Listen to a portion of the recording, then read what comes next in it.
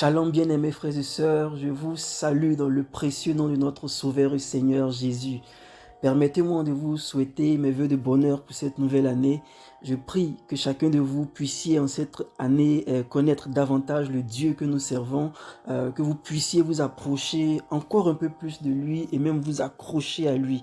Amen. Que le meilleur de Dieu pour vous en cette saison puisse vous être totalement accordé, communiqué, afin de pouvoir lui rendre un témoignage glorieux au nom de Jésus.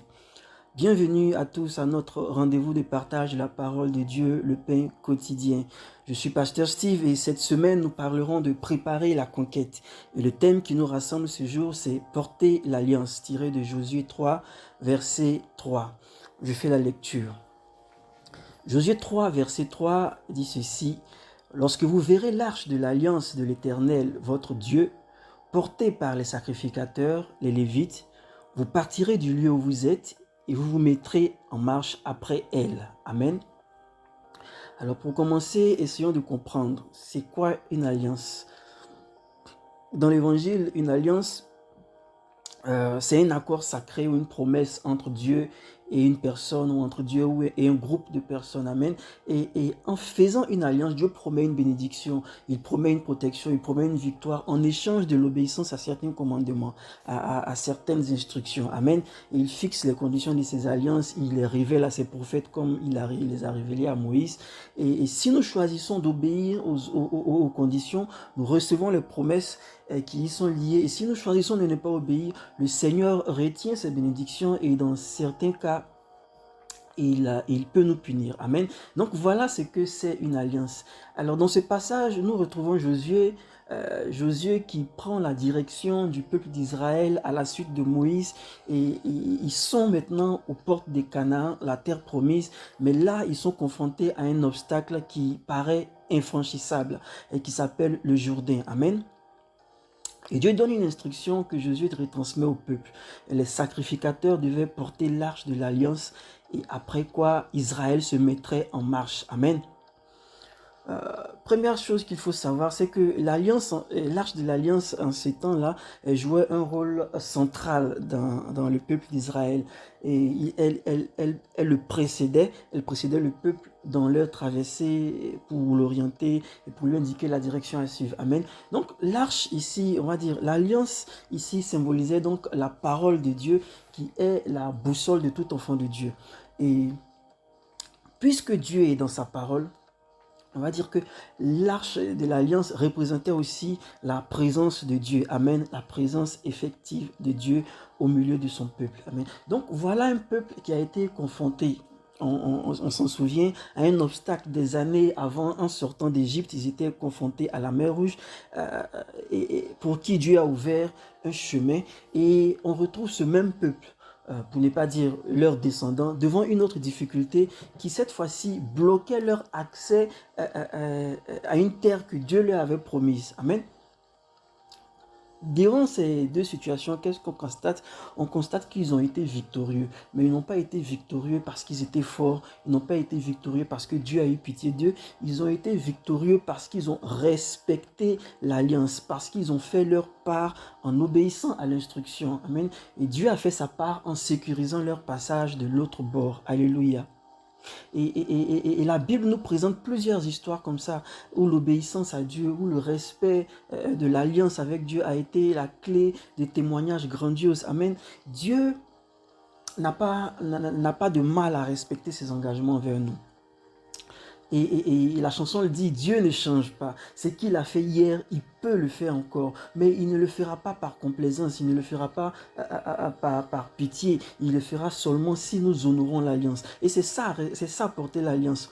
Honorer Dieu. Amen. Dieu veut faire des miracles pour nous.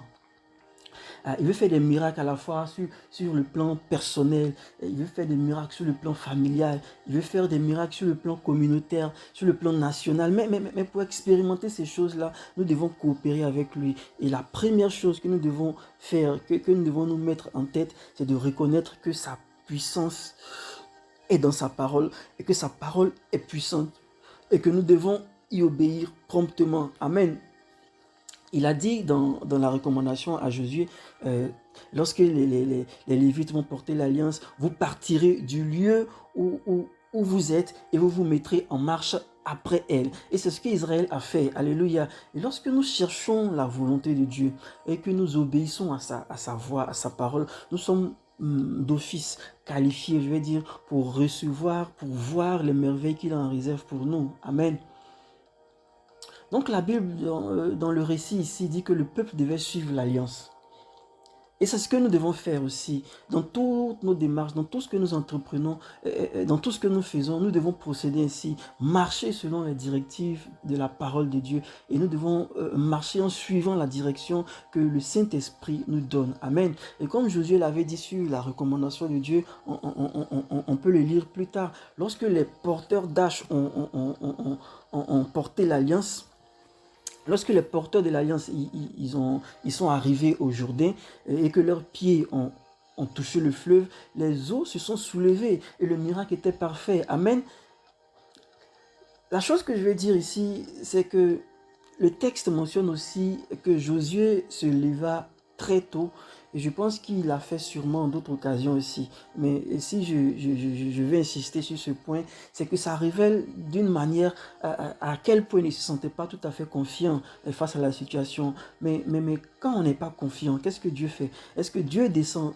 Non, il ne descend pas nous taper l'épaule pour nous fortifier, il ne descend pas nous taper la main pour nous rassurer devant les épreuves. Non, il envoie une parole. Et la Bible dit que la parole s'est faite chair et elle a habité parmi nous en la personne de Jésus. Alléluia. Donc ici, l'arche est aussi une symbolique du Christ. On va dire que l'alliance ici est aussi une symbolique de Christ que nous devons suivre partout. Amen. Il est dit que l'arche de l'alliance devait dévancer le peuple durant tout le voyage pour lui indiquer la direction, pour lui indiquer le chemin.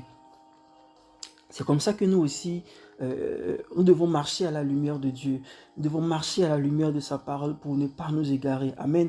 Et c'est toujours Dieu qui conduit. Et c'est toujours Dieu qui ouvre la voie. Et il faut toujours le mettre en premier pour arriver à bon port. Alléluia. Alléluia. Ce qu'il faut retenir, c'est que dans notre vie chrétienne, dans le parcours de la foi, il y a beaucoup d'obstacles. Il y a des obstacles, il y a beaucoup de difficultés qui sont semblables au Jourdain. Amen. Il peut y avoir par exemple le problème de santé, il peut y avoir le problème du travail, le problème de l'école, et tous ces problèmes-là, et surtout le problème de péché qui nous accule aujourd'hui. Amen. Et devant ces situations, devant certaines situations, devant la gravité de ces différents problèmes-là, nous nous sentons souvent impuissants et nous nous sentons sans ressources, nous nous sentons sans moyens pour agir. Mais à travers cette parole-là, qu'est-ce que nous apprenons? Nous apprenons que Dieu a rendu Israël capable de traverser le Jourdain, un obstacle qui paraissait insurmontable, qui paraissait infranchissable. Alléluia. Et parce qu'ils ont porté l'alliance, parce qu'ils ont gardé le commandement, parce qu'ils ont obéi, parce qu'ils se sont conformés à sa parole, ils ont pu réaliser cet exploit-là. Alléluia. En Dieu, rien n'est impossible. Je veux dire, Dieu n'abandonne jamais ceux qui se confient en lui. Amen.